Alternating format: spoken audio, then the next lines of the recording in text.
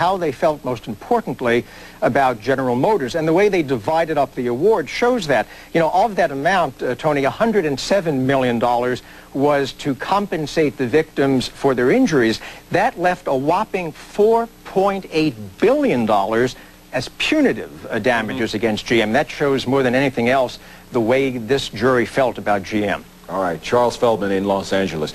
The record-setting verdict could have huge implications, of course, for car makers as well as investors if it stands. Let's bring in CNN legal analyst Greta Van Susteren. Greta, before we get to that question, clearly this jury was doing more than sending a message. It apparently was trying to teach General Motors a lesson. Do you agree? Oh, absolutely, absolutely, because the verdict is divided into two pieces. One is the compensatory verdict, which is to compensate the victims for their injury, but the other is a punitive verdict, which is to punish GM. What the jury was telling GM is, look, if you make an unsafe product, if you know it's unsafe, if you do things like we think you did, we're going to punish you. Now, Tony, one thing we got to do is put it in perspective, though. It's $4.9 billion, which is a tremendous verdict, but the question is $4.9 billion for the corner hardware store is a lot different than a $4.9 billion verdict against GM. And what the plaintiff's lawyers say is that $4.9 billion is only 2 weeks of income for General Motors in 1 year. So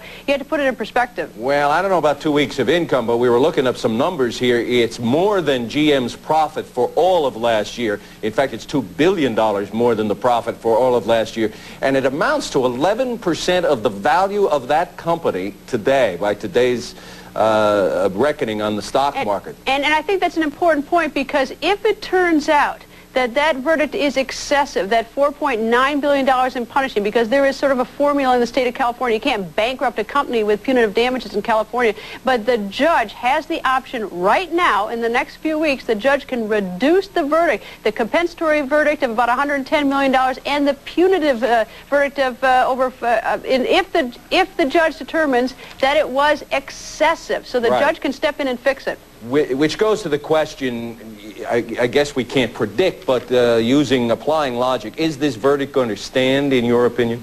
I tell you, Tony, these verdicts that are high, this is a very high verdict, oftentimes get reduced by the judges. So it would not surprise me, but, you know, I wasn't in the courtroom to find out just how bad the evidence was against GM. But it's not unusual for a judge to say, look, the verdict is too high. You know, we in the media report about the verdicts when they're very high. We oftentimes don't sort of follow through and see that later they are reduced. So there is a protective force for excessive verdicts if the judge, in his judgment, thinks it was too much. Right, and of course it's going to be a long time between now and any day that General Motors is going to be writing any checks.